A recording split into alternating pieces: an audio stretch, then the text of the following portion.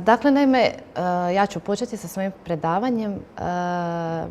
Kao što sam na početku rekla, znači kolegica Marica bavi se akutnom boli, ja se bavim znači kroničnom boli. Iako entitet zajednički zvuči jednako, nije u konačnici... A ima mikrofon. Nije u konačnici znači ista stvar brinuti se za akutnu ili kroničnu bol. Zašto? Baš zbog te dužine trajanja koja oblikuje znači i terapiju i pristup i samog pacijenta u odnosu na svoju bol, dakle, i potpuno je na kraju drugačija situacija u odnosu na akutnu bol. Ponovo ponavljam, znači to je vrlo izuzetno jako bitno, dakle, da pravovaljana reakcija na akutnu bol, dakle, na pravi intenzitet boli, dakle, i suzbijanje patofiziološkog procesa, znači neurotransmisije stvaranja boli na vrijeme, znači suzbija kronifikaciju i promjenu upravo na perifernom živčanom sustavu, dakle, koja ostaje, ako se to ne učini na vrijeme, trajna, dakle, i postaje jako veliki problem kasnije da dolazi znači do promjene, kao što je recimo kolegica pričala, trigeminalne neuralgije, gdje ostaje znači, što je jedna od inih dijagnoza neuropatskih boli. Dakle, ostaje za cijeli život, jako ju je teško okupirati, analgeticima gotovo nikako, dakle, koji se liječe antidepresivima i antiepilepticima zbog svoje patofiziologije koja je u podlozi. Dakle, pogledajte koliko je to jedan ozbiljan problem, dakle, a na početku djeluje vrlo banalan, dakle, vrlo rješiv, dakle, i što vrijeme učini znači sa tom boli, odnosno što učini sa našim živčanim sustavom, da to na kraju bude gotovo nemoguće zaokupirati. Dakle, prevalencija boli u svijetu je izuzetno velika još i dan danas. Znači, moj zadnji podatak koji ja imam je 50%, dakle, u odnosu na cijelu populaciju. Obično su to znači dijagnoze lumboišijalgije, cervikobrahijalgije ili recimo konkretno kolegica ko što ima migrene. Dakle, i to su bolni sindromi znači, i poremećaji znači, koji ostaju za cijeli život. Dakle, da li da se radilo o mišićno-koštanoj boli ili da se radilo o neuropatskoj boli, dakle, oni trebaju što? Aktivno sudjelovanje pacijenta u suzbijanju toj boli, znači njegov psihološki stav, znači upravo prema samoj toj svojoj boli koju on ima. Kad gledate realno, i ono kad sam ja se počela baviti kao medicinska sestra, znači suzbijanjem boli sa svojim timom, dakle, bilo mi je nekako čudno. U čemu je problem? Dakle, dođete kod liječnika, dakle, kažete svoju bol, dakle, on vam odredi nekakvu terapiju pijete po nekakvoj šemi i to je to. I riješen problem. Izgleda vrlo jednostavno. No, iza toga stoji što psihološki, što somatski, dakle, jako puno problema zbog čega nema adekvatne terapije i dolazi do neadekvatno suzbijene boli. Postoji jedan određeni algoritam zadan u svijetu, znači na temelju iskustva i rada s takvim pacijentima, dakle, koji se mora slijediti da bi se postigao nekakav učinak. Znači, za pacijente koji upravo, dakle, ne postignu svoj rezultat, znači kroz ambulante, znači kroz preglede i nefarmakološku terapiju, potrebno je znači oformiti znači upravo multidisciplinarni tim, dakle, i sa pacijentom kroz neko izvjesno vrijeme, dakle, kod nas konkretno 4 tjedna, znači raditi iz više aspekata zdravstvenih djelatnosti, dakle, da se utvrdi u čemu je u suštini problem, zašto je intenzitet boli još toliko velik, dakle, i na kojoj putanji znači pacijent u stvari ima problem. Da li je to znači problem znači njega samoga u samoj percepciji, znači otporu prema farmakoterapiji, dakle, ili stilu življenja njegovog, dakle, ili nedostatku nekakve fizičke sposobnosti, dakle, ili je to problem znači samih metoda koje nisu adekvatno, znači i u pravom tajmingu znači primijenjene. Baš iz tog razloga, kao što vidite ovdje tu na slajdu, znači je metoda liječenja koja se zasniva prvenstveno na behavioralnom, kognitivnim principima, znači prvo utječete znači na psihološki aspekt pacijenta, motivacija i njegovo aktivno sudjelovanje znači presudno. Znači ključ uspjeha u liječenju kronične boli vam je sam pacijent. Zašto? Pacijent je sa svojom boli 24 sata. Dakle, vi s njim ne možete, ako vam je on u bolničkim uvjetovima, toga ste izuzetno jako svjesni, dakle, da vi to napravite za njega. Dakle, međutim, dakle, on je u pasivnom smislu. Dakle, vi njega promatrate, dakle, znate algoritam, dakle, primjenjujete lijekove, odnosno analgetike, a javljate liječniku, mijenjate to s njim, znači pacijent je tu pasivan, puno ne razmišlja o tome. Međutim, kada vi njega s jednim takvim kompleksnim problemom i kompleksnom terapijom šaljete doma, a optimalna doza je problem, dakle, ono što će on učiniti kući je presudno.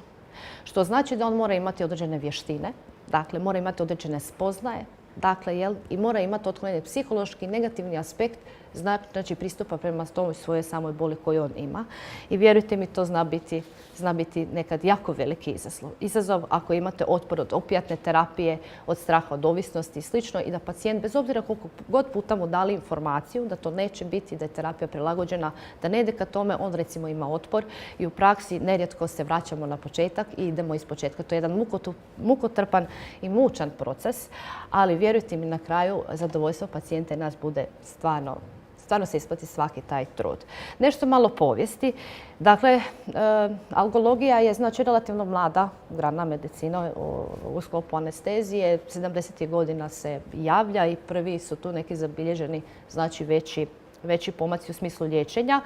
83. prvi puta znači u Europi, a 3.3.2014. kod nas u Osijeku je znači krenula prva grupa pacijenata, znači u liječenju multidisciplinarne boli. Dakle, ono što je bitno za reći, znači biopsihosocijalni model, znači bol, kao što je i kolegica Ljiljana i kolegica Marica rekla, znači to je multidimenzionalni problem, dakle kompleksan problem, znači koji utječe na sve sfere znači našeg življenja, i to smo mi itekako toga svjesni. Znači same nas je nekad nešto boljelo i ako je bila akutna bol, znamo kako smo se osjećali, znači i psihološki i biološki, dakle i sociološki u trenutku kad nas je to boljelo.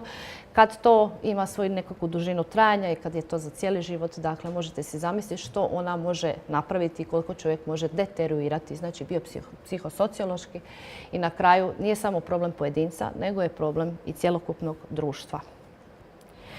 Koji su glavni ciljevi tog Pain Medical programa? Znači poboljšanje upravo kvalitete života, što je veliki izazov, znači zato što je jako teško postići znači pravovaljanu optimizaciju, znači na intenzitet boli, znači da se uzima adekvatna terapija i dobiti znači pacijenta na motivaciju, odnosno da primjenjuje sve mjere, režim i mijenja navike kako bi to imalo nekakav dugoročni efekt. I ono što je bitno, znači da je osoba aktivni sudionik, znači on mora biti osviješten da mora pitati, dakle da mora pratiti, da mora znati točno što pije, kako pije, mora se znati kada vratiti liječniku, jer u suštini u liječenju boli, bilo akutne ili kronične, sve vam je u tajmingu. Dakle, ne samo intenzitetu boli, nego kada ćete bol primijeniti. Kasno primijenjen lijek, da li je akutnoj ili kroničnoj boli, uzrokuje znači rasplamsavanje neurotransmitora koji su na n-tu potenciju puta 20 puta 30. Znači lijek koji imamo sada za taj intenzitet boli treba 2 do 3 do 5, čak i 10 dana kontinuirane, konstantne primjene, znači po satnici, da se ponavlja, da bi se taj patološki mehanizam povratio unatrag. Iz tog razloga je pravovaljana, žestoka, znači i intenzivna terapija na bol koju imate, znači presudna za dugoročan uspjeh, bilo da se radi o akutnoj ili kroničnoj boli. Koji su uključujući i isključujući faktori? Ne možemo svakoga uključiti u taj Pain Medical program. Dakle, prvo i osnovno pacijent znači mora fizički biti znači kompetentan, znači mora imati očuvane kompenzatorne mehanizme. Dakle, možda vam se to čini čudno, ali svaka bolest znači ima svoj dijafazon, znači od minimalnog pojavljivanja i nekako minimalne kliničke slike do one maksimalne. Dakle, gdje recimo ako konkretno govorimo o lumboišalgiji, dakle to može biti dakle osoba koja je gotovo nepokretna do one osobe koja ima recimo probijajuće boli povremeno. Ja vjerujem da svi vi manje ili više imate nekad bolove u kralježnici od prenapregnutosti ili umora ili slično. Dakle, znači ljudi koji znači još uvijek imaju očuvane kompenzatorne mehanizme, znači i bitno je znači da oni imaju znači psihološku stabilnost. Znači malo je kontroverzno pričati to u kroničnoj boli, dakle jer oni imaju znači i biokemijsku podlogu u tijelu i reakciju, dakle da razviju i depresiju i poremećaje, psihološke poremećaje. Dakle, zbog tog dugoročnog znači patofiziološkog procesa koji se repetitivno ponavlja u njima, jer je bolni podržaj konstantan i vječno prisutan. Dakle, ali znači jednom dobrom pravovaljanom psihoterapijom, dakle, možete ih dobiti unutar Pain programa ako to nije ušlo u neke teške patologije i možete povratiti pacijenta i vrlo ga stabilizirati. To vam je na kraju presudno za bilo kakav uspjeh, bilo kakve somatske terapije koje ćete primijeniti. I ja ono što često kažem, dakle, da podijelim to sa vama, dakle, unutar 2 godine kako i više. Dakle, jer smo imali 33 grupe, 335 pacijenata koji je prošlo kroz naš paid medical program, znači na našem zavodu. Dakle, ima neprocjenjiva iskustva, pacijenti su prekrasni, stvarno se svaki trud isplati, vrlo su vam zahvalni. Vrlo su vam zahvalni na tome i u suštini čovjeku treba izuzetno malo. Ono što ću vam reći o nekim našim uspjesima, da moj liječnik, ja, moj radni terapeut i moj fizioterapeut, mi se možemo pokidati od spoznaja, možemo imati najbolje lijekove na svijetu i imamo, dakle možemo imati najbolje stručnjake. Ako vi ne dobijete pacijenta na suradnju, da se on aktivno bori s tim, da vam on dolazi, da s vama prolazite procedure, da sudjeluje, da prati taj algoritam, cijela ta priča nema smisla. Dakle, on je ključan faktor, njega morate dobiti na suradnju. Ostali nekakvi isključujući faktori, znači ovisnosti, maligna bolest, ovisnost je velika kontroverza, znači u liječenju bilo kakve vrste boli, dakle zato što etičko i moralno pravo je znači da svakom pacijentu znači liječimo bol. Dakle, međutim, kad su bolesti i ovisnosti u pitanju, imate problem, dakle da vi njemu potencirate trigger vraćanje njegove vlastite ovisnosti ili potencirate znači razvoj daljne ovisnosti. Dakle, i to je jedna tema samo za sebe. Maligna bolest, dakle u malignoj bolesti dakle imamo ono što je problem, znači kratak vijek življenja, dakle, i tu nemamo, znači, sad bojazni od nekakve ovisnosti i slično, znači, treba samo gledati da čovjek ode dostojanstveno, dakle, i što manje patnje. I teški tjelesni kognitivni deficit, znači, tu se aktivno sudjeluje pacijenta, znači, svodi na to da mora izvoditi, znači, i neke vježbe mišićno-koštanog sustava i povraćanje funkcije, znači, mišićno-koštanog sustava i veliki je problem ako to pacijent za sebe ne može napraviti. Kako to izgleda unutar multidisciplinarnog tima između nas samih? Znači, mi smo jedna poveznica, mi smo jedna ekipa, jedni bez drugih ne možemo. Dakle, kako to izgleda u praksi? Znači, ja kao medicinska sestra imam pacijenta koji pije nekakvu terapiju. Dakle, ako ona nije adekvatno titrirana na intenzitet boli, dakle, i pacijent ima veliki intenzitet boli, dakle, moj radni terapeut i fizioterapeut s te strane ne mogu napraviti ništa. Pacijenta boli. Dakle, moramo ju suzbiti farmakoterapijskom i nefarmakoterapijskim mjerama da bi ga dobili, znači, u onu bol koju on životno može iznositi, da bi mogao raditi na sebi i da bi mogao povratiti svoje, znači, fiziološke funkcije tijela. S druge strane, opet, iracionalni strah, dakle, od recimo vježbe i uzimanje farmakoterapije. Dakle, moja kolegica i ja sad tu ne možemo ništa napraviti, dok psiholog naučini otklon, recimo, te psihološke barijere, onda nastupamo mi. Znači, vječno u zavisnosti, ovisno o individualnoj procjeni pacijenta, kako se on postavlja psihološki, somatski. Dakle, radimo procjenu na tjednoj razini, dakle, vidimo gdje smo s našim pacijentom, koje su njegove slabe točke i tu ga usmjeravamo, pojačavamo, dakle, i pratimo do samoga kraja i jako puno zaista pacijenti nauče. Ono što je jako bitno je znači da date jedan psihološki moment pacijentima. Pacijentu boli užasno usamljen, smatra da ga niko ne razumije, da on stoji u vremenu, socioekonomski i psihološki propada, sve drugo nekako ide prema naprijed i ono što dobije je znači taj psihološki suport, mjesto tamo gdje mogu ići, mjesto tamo gdje me razumiju i sa mnom se bore ti isti koji s lijeva i s desna koji imaju isti problem. Što se tiče samog multidisciplinarnog tima od kojih ljudi se, odnosno zdravstvenih djelatnika, on sastoji.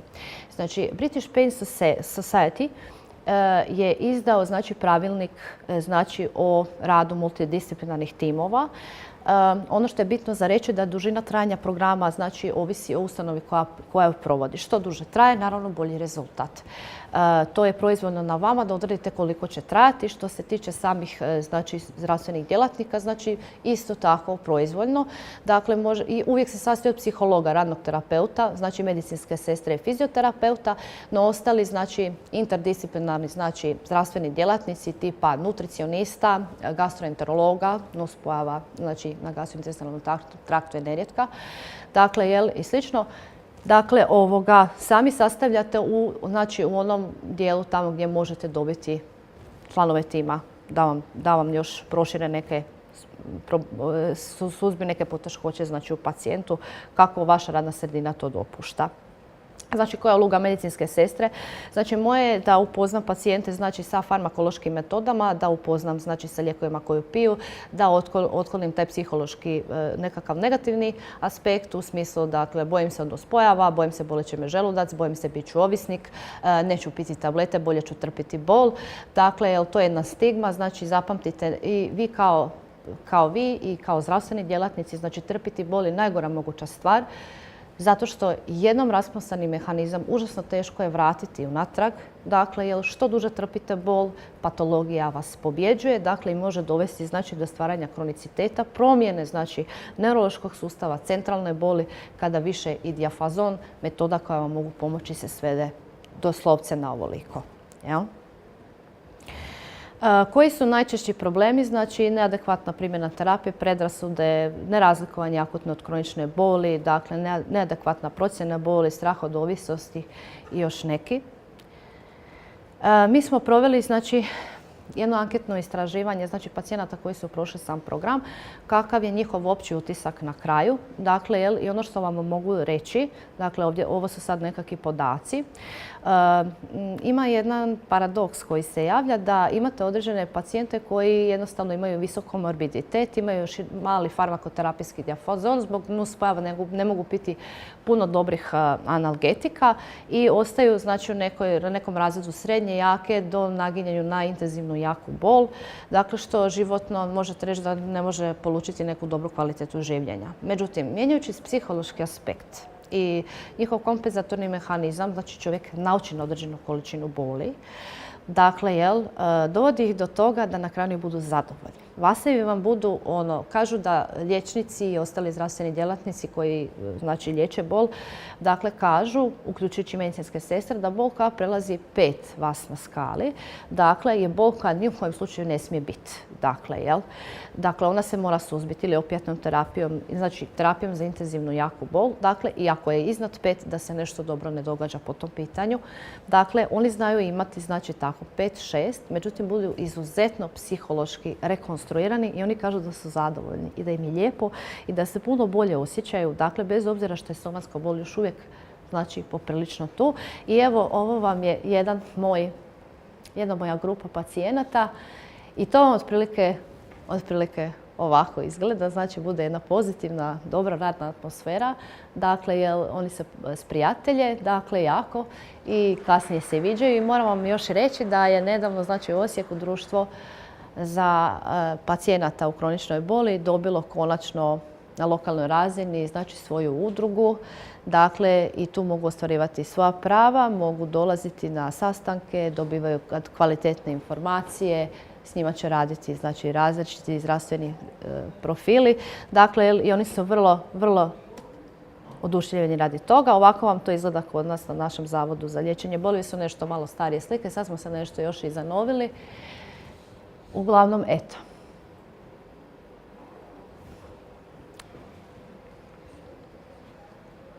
To bi bilo toliko od mene. Jel puno pričam?